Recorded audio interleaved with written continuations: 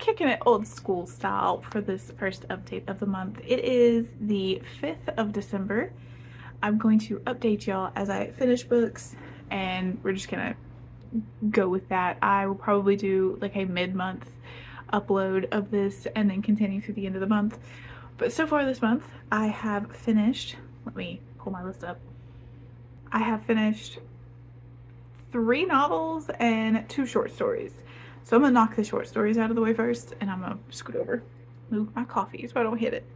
The short stories are part of my advent calendar for this year, which is called the Advent of Winter. It's, oh, I'm sorry, Pixie. I just scratched her. It is a short story, everyday sort of collection of indie authors. I backed it on Kickstarter, and we are getting 1 story a day. And in February or March or so, the Broken Binding is printing a physical edition out, and I will be getting that as well. But I have read 2 of the stories. Clearly I'm behind, it's the 5th. But the first one was The Patch Skin Woman by Cal Blake. I had to check that. I really loved this story. This was the story of a woman who is sent into the forest as a sacrifice to stop Lady Winter from, you know, destroying the village. And it is her attempting to survive and what she does and the deals that she makes. This was fantastic. It was very short. It was a great story, and I will be picking up more from this author because I really enjoyed that. I have already downloaded one of her books. The other one that I read was Rite of the Tundra by Jim Wilborn. This one I didn't like as much as Patch Skin Woman, but I did also really enjoy this. And this was about a young man who is undergoing the adulthood trials for his tribe, which involve taking a deceased tribe member to the, what's the word I want? Not cemetery, but resting place that the tribe leaves their people at, and then completing a hunt afterwards. Again, not my favorite so far of the 2, but I did enjoy it.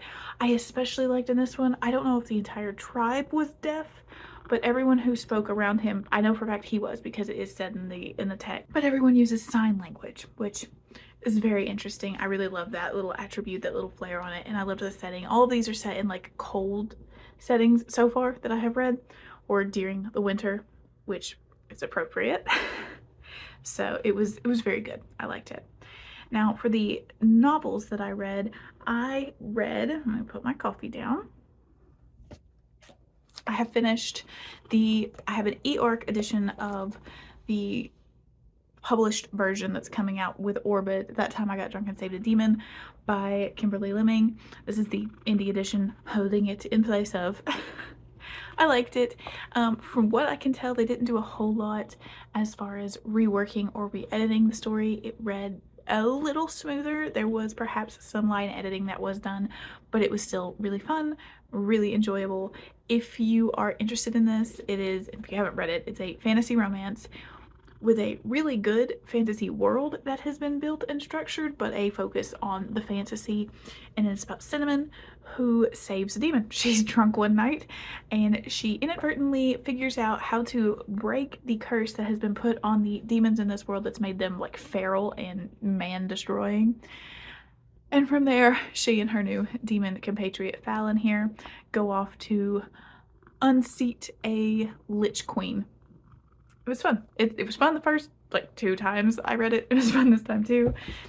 I love the new covers a lot, so I would definitely be adding them to my collection. And the very first book that I finished was Where He Can't Find You by Darcy Coates. This one was a really surprisingly fun one. I knew it would be good because it's Darcy Coates, but it's definitely a YA book. It's marketed as such, so they're not like mismarketing this one. Don't drink my coffee, cat.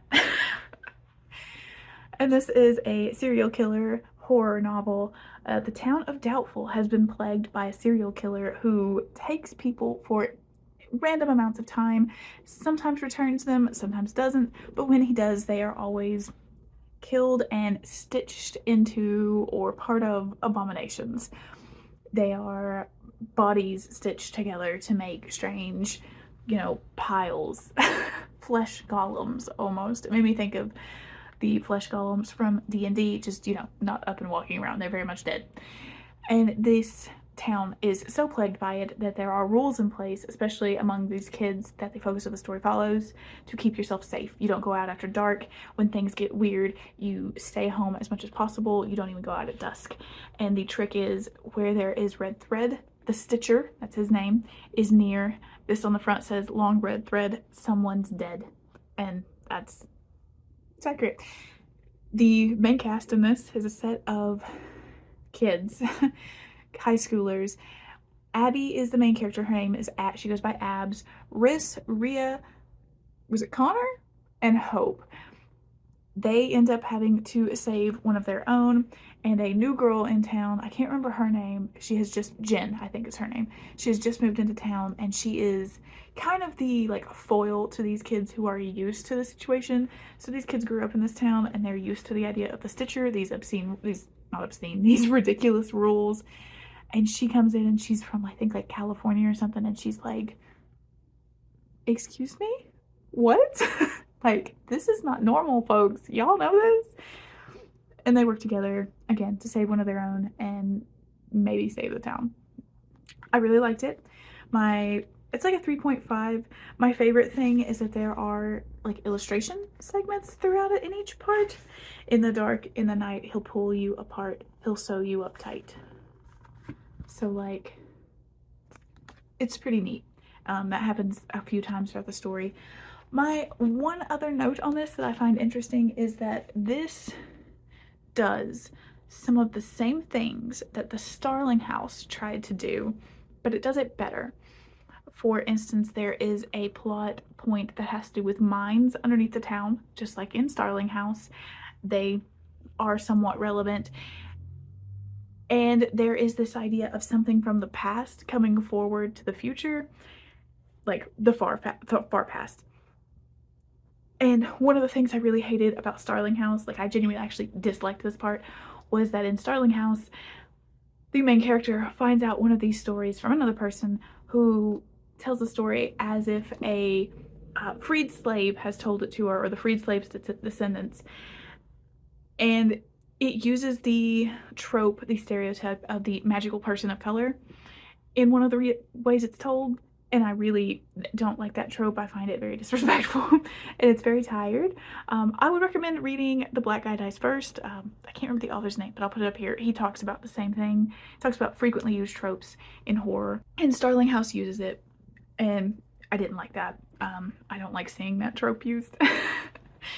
This does the same thing, but it avoids that by simply telling the story from a person who has lived in the town. It does not specify race, it just tells her story, and I just thought it was done better. It was handled better. A lot of the things she tried to do in Starling House were done weirdly in this one, so much better. And the final thing, did I say that was the last thing? It's not, but the final thing is actually Sky's Edge by Mark G. something. Let me look. Mark G. Gregson. That's why I had him backwards. This was really fun. I ate this up like candy. This is a YA fantasy sci-fi adventure story about a young man named Conrad whose family has been cast to the low status. They have been cast down from high. Their uncle betrayed them and took over their position in society, and he and his mother are living on the streets basically, and he's trying to take care of her. And over the course of the book, he ends up enrolling in this selection process in which he is chosen by one of the big trade guilds, and he is sent off. He gets chosen by hunters, and he is sent to hunt down the gargantuans, these giant sky serpents. And wow, does this book go. So first off, melodramatic, so melodramatic, and I ate it up like it was ice cream. It was so good, so good. I really loved it. The cast of characters are exactly what you would expect. They were fun. I actually really found myself loving, my favorite character was Pound. I liked Pound and I liked Keaton. it's nothing that's going to like break the mold or blow your mind. It's just a lot of fun. It's a lot of action, very neat sequences where they are in this skyship hunting this gargantuan and they're like swerving around it and under it. The pilot drives the ship with strings and rings that go through their fingers, which is just so cool to me. They use harpoons to shoot and try to take out the scales that cover the gargantuan and then get to the flesh beneath. Some of the ways that Connor ends up killing some of these gargantuans is very fun, and wow, don't do that. But it was great. The ending was very explosive and thing after thing after thing kept happening. I'm not sure about the character we meet at the end. We'll see. We'll see what I think of her, and because I am continuing the series clearly. And the reveal at the end, let's just say I hope it's not going to become a dystopian style story. I don't like dystopians, but I loved this, and I will continue the series to find out what happens. So this was like a 4.5 for me. Highly recommend. It comes out in early January. If you like YA, action, fantasy, science fiction, this is a pickup. This is fantastic. I found out about this actually through the author on Instagram.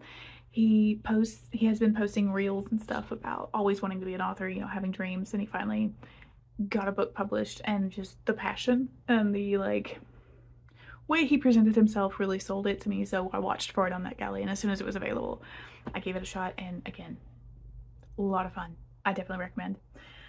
That's it for what's read so far. Like I said, it is the, what did I say? Is it the 5th? Yeah, it's the 5th. I film on my phone, so I have to have my computer in front of me. I do have a few books to haul. I got the 8th volume of Imakoi. I love this manga series. It is a romance manga series. If you like romance manga, that is one to pick up. I got Dukes and Decks by Tori Jean. I actually don't remember what this is about, but I am extremely excited. One, it's freaking beautiful, and I think it is a blend of like, it's a hockey romance, but I think there's got something to do with a big, like, oh, Jane Austen Regency Fair. So there's like notes of a historical in there, so that will be fun. And my book of the month selections. If you can't tell, I really want to read more romance this month. I just have arcs. I'm trying to get through my arcs. I'm about to film my TBR late, but I want to get through my January arcs, and then I'm probably just going to read a bunch of romance this month. But I got, for this month, A Winter in New York by Josie Silver, who I've never read, so I'm going to give her a try. And I also got You Again by Kate Goldbeck, which I know some people have said this is like Raylo fanfic, but I've also heard it's dual POV, and I've heard other people say you can't tell that it's Raylo fanfic, so I'm going to try to go in with that not in my gaze. We'll see how it goes. But that's it for this update.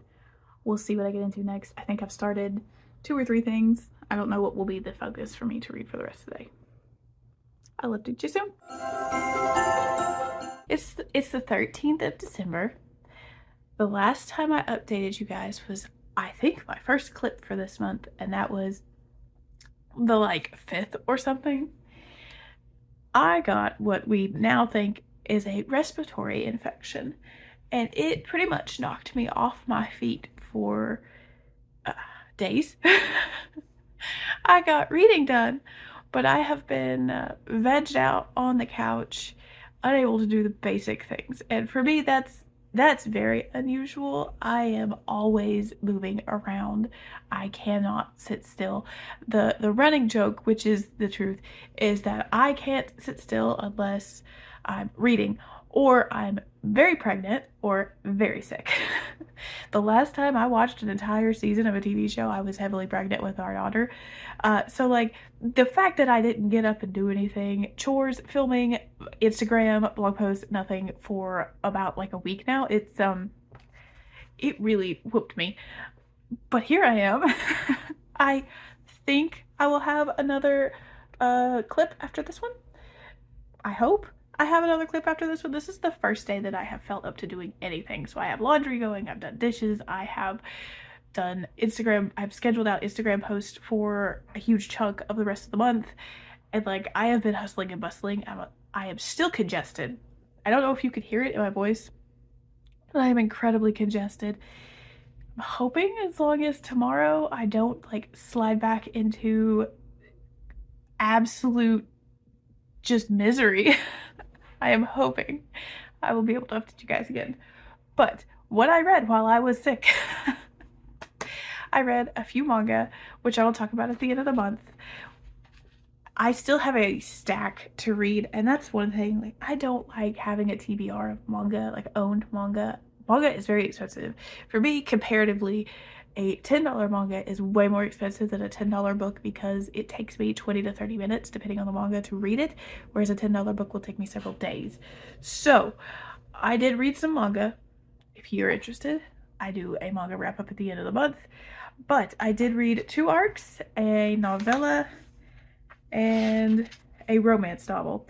Did I talk about The Gilded Crown by Mariana Gordon? I don't think I did, so I will talk about that as well. And that I read right before I got real sick. So The Gilded Crown by Mariana Gordon. I'm going to scoot over. This is an arc that, oh, I didn't talk about it, I remember. This is an arc that I thought was coming out in February. It's not, it's coming out in like next July. But you know what? We're going to talk about it now because I didn't like it. That's not to say it's a bad book. It's just simply not for me. This is a fantasy romance, yet another one. And the summary of this one is that Hellebeer is a girl who can enter death, and in doing so, she can pull souls back to the living, or she can talk to souls that have passed, or she can talk to death himself. She does this at the beginning of the novel for the queen, whose granddaughter has been poisoned and has died. She brings her back because if she doesn't, it will spark a civil war.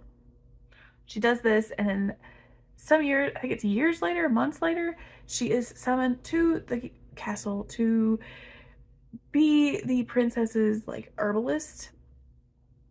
And the story kicks off. This is supposed to be sapphic. It is supposed to be, there's supposed to be this romance budding between Hellebeer and Sullivan, the princess. My first huge complaint with this is that that princess is a walking red flag.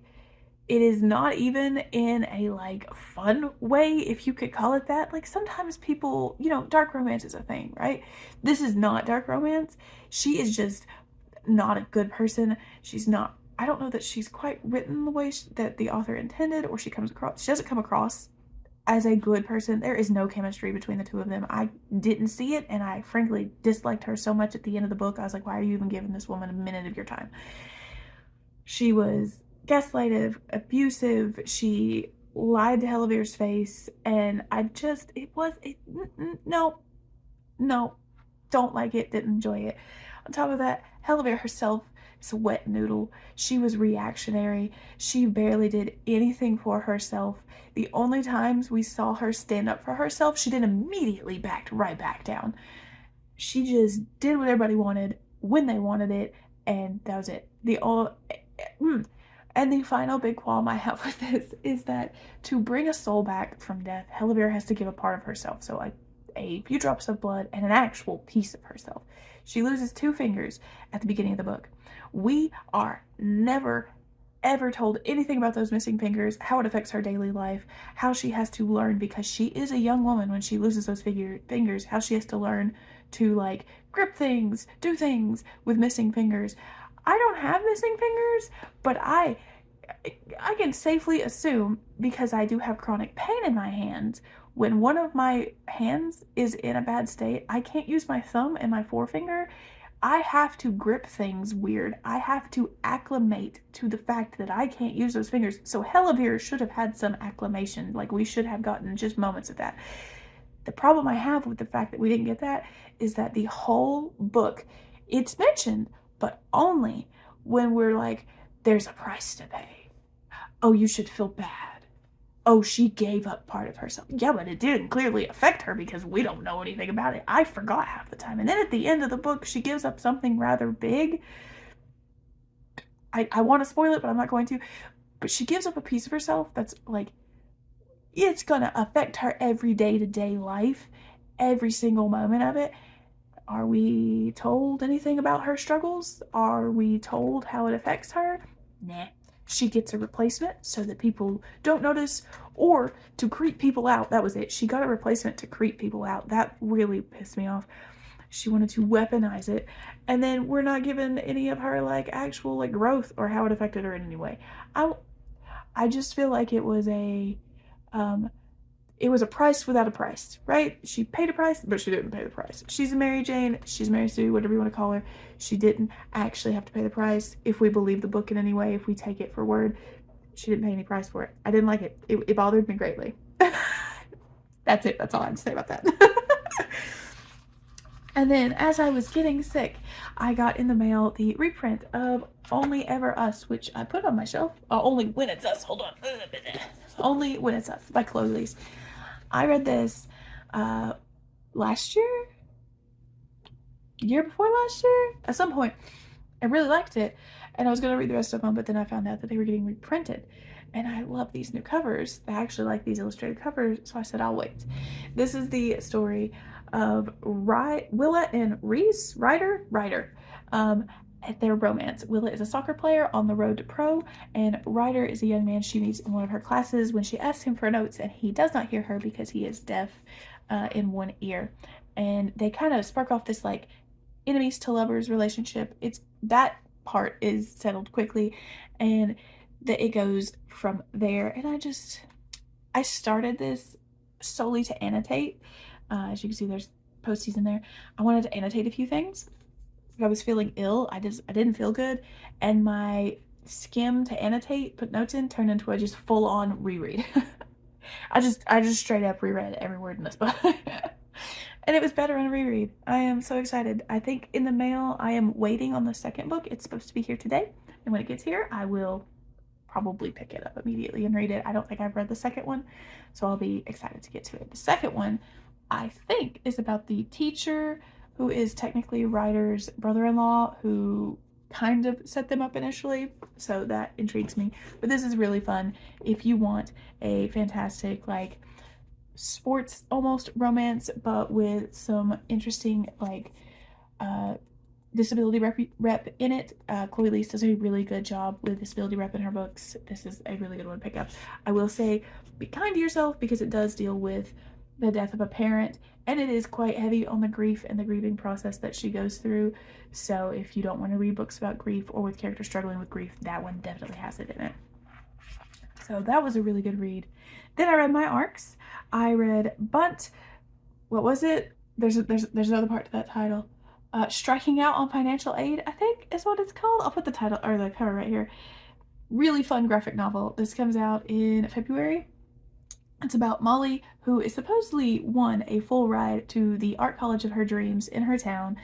But when she goes to orientation, that's it. She goes to orientation to like get her paperwork and get everything signed up and get started. They're like, oh, your financial aid hasn't come through. She comes to find out her financial aid, because of clerical error, is not happening. So she has to find a way to pay for art school. She finds a loophole, and that loophole is to make a softball team and to win at least one game. Because they're an art college and they're playing against other like art college-y schools, I guess, it's very easy to win a game. So she's like, you know what? Let's do it. And that's the book. The first little bit, I wasn't sold on it because it was just Molly and her friend mostly talking, but once they like got the band together, once they got the team built, I really loved it. I was an art major in college, so like I was in the art department. I knew the art kids. I was an art kid. So the representation of the art kids is a little over the top, or it would seem that way to some people, but you know, I knew most of those kids. I also, still to this day, I graduated from college like 10 years ago, but to this day I still have dreams where I'm in college and I forgot I was in a class and it's like halfway through the semester, oh god, I gotta go to class, or I didn't pay my financial aid or whatever. Like, so this really fed into that. So for me, this just, it worked. The art style was very expressive without being over the top, and I really liked it. I like this cartoony art style, and the banter was just very, very good. I laughed out loud multiple times, even when I was so congested and my throat was so raw that I couldn't talk. I was still like giggling and like gaspy laughing at this. So I really liked it. I recommend it if you like graphic novels. The other arc I read was Most Ardently by Gabe Novoa. And this is a Pride and Prejudice remix wherein Elizabeth is really Oliver, a trans boy. He is trapped as pretending to be Elizabeth, but he is really Oliver.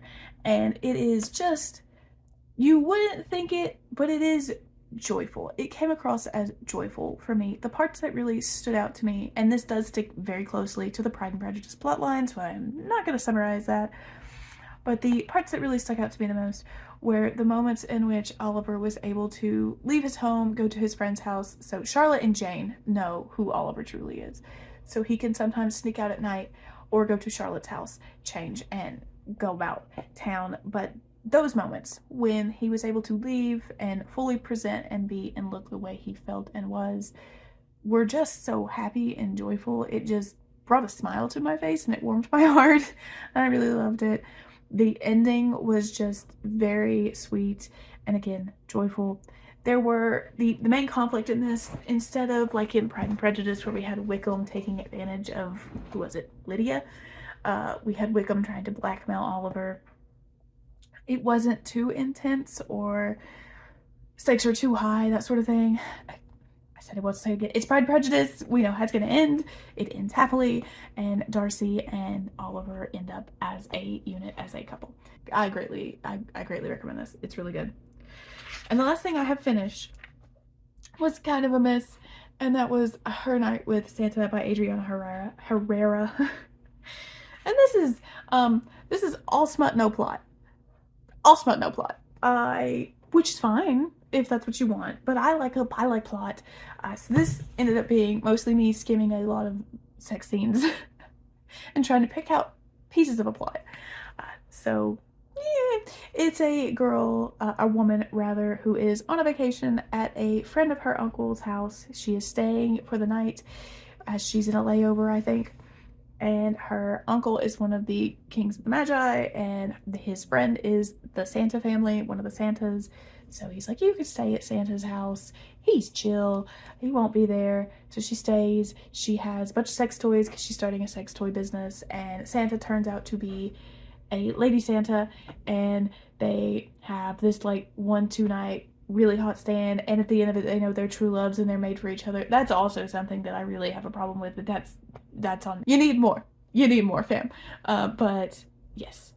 All smut, no plot. It's like a 2 stars. If you want that sort of thing, if you want a Santa romance with a self-heating vagina, that's gonna be your go-to. I am working on In Khazar by Alex Gilbert. This is the second Calamitous Bob book. This is very fun. I am reading it on my Kindle, but I have a physical. And I am also reading Emily Wilde's Encyclopedia of Fairies because I need to read Emily Wilde's Map of the Otherlands. And I think I'm going to start All Roads Lead Here by Mariana Zapata tonight. I keep putting off Brother Song, the next Green Creek book. I'll read it. But I keep putting it off because I'm terrified of it. That's it. I am going to go drink some water and rest my throat because this is the most I have talked in like 5 days. And I'll see you hopefully, fingers crossed tomorrow. Fingers crossed. Wish me luck. Wish me luck. My daughter's been playing with my ring light. It's like yellow and blue. It's really cool. I might leave it. I kind of like it. I don't know what the point of that light is, but I like it.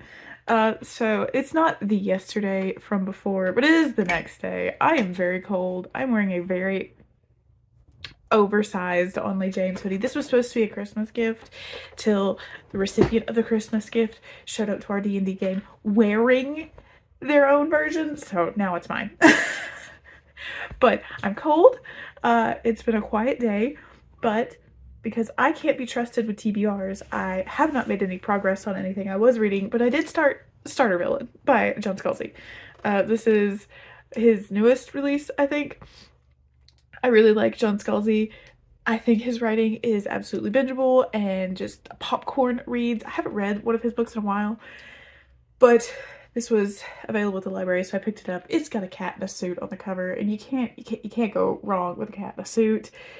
This is about Charlie, whose uncle is we'll say businessman. He dies, and Charlie unexpectedly inherits some shares in his business, which works for Charlie because Charlie is a journalist who is out of a job.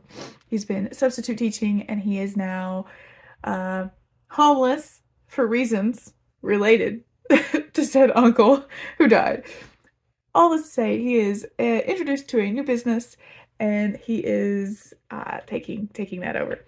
And it is very funny. There are talking cats as you can, well, typing cats rather, as you can kind of gather from the cover, and talking dolphins, who are so far my favorite part.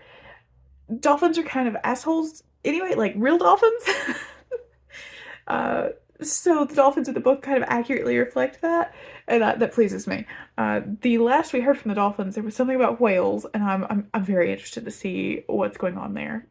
But I started this just to see if I wanted to read it because I've had it from the library twice, and I keep putting off picking it up.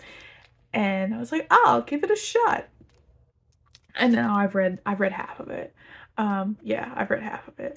So like I said, his writing is really bingeable. It's like popcorn. It's not none of his books are super heavy or super like intense, but they're just very fun. I haven't read anything else of note. I have honestly been playing a lot of Fortnite. They introduced like a Lego survival thing and a rhythm game festival thing, and I love both of those things. So I've been doing that. I did read 2 manga. I read My Hero, and I read the new Kimetsu Academy, the Demon Slayer like spinoff that's really cute. And I read a short story in the advent of winter that I am reading through slowly. I read Innocence Lost by H.C. Newell. I liked this one. I can't tell you much about it besides the fact that I appreciated the writing. I appreciated the setting, but the topic of the story was one where I just ended up going like, not disassociating, but kind of. It's about a father who is trying to seek revenge for and or bring his daughter back to life after she is murdered by someone. And like, as mentioned, lots dead kids. It's not a topic I like to read about or really can. I kind of zone out or put a book down. But the story was so short and it was like 20 some pages. I pushed through it. I liked, like I said, the style. I liked the setting. I do like the descriptions. At one point he goes to hell or to like the hall of the gods or something, and it was like super creepy, and there's this goddess with no face, and I was like super into that little bit. So I will try more of her work. I believe H.C. Newell has a series out about a demon child. I don't know. I will look into it and we'll see. This advent calendar is absolutely fantastic for introducing me to new authors. Problem is that we're on December 14th, and I've read 3 of them. I'm just behind. It's okay. Like I said, I think at the beginning of the video, these are coming out one a day, but in March or May, the Broken Binding is doing like a physical edition that I will get in the mail so I can catch up then if I don't finish them. On that note, exciting news for me. I finally got on the Broken Binding subscription list. Yay! It just took over a year of being on the wait list, but I'm there. So yay! I think the Mortal Techniques that they announced this week, the special edition of that, the Rob J. Hayes book, I might try to get when the subscriber sales go up because it looks really cool.